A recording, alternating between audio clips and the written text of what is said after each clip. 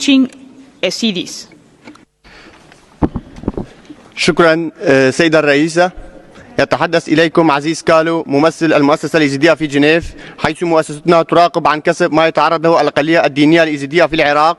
فما زال أكثر من 360 ألف فرد إيزيدي يعيشون في المخيمات بإقليم كردستان منذ 3 من أغسطس 2014، حين ارتكب تنظيم داعش الإرهابي جريمة جنوسايد بحقهم، وما يزال أكثر من 3000 إيزيدي بين مخطوف ومفقود.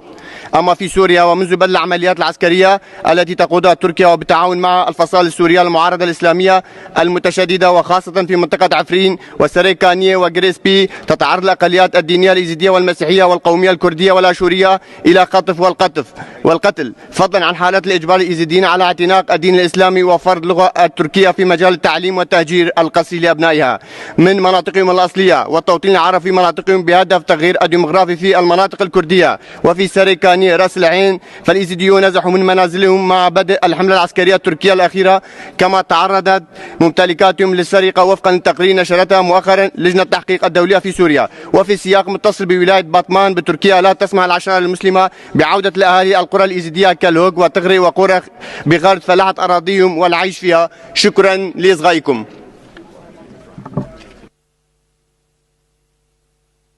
Muchas gracias. Tiene la palabra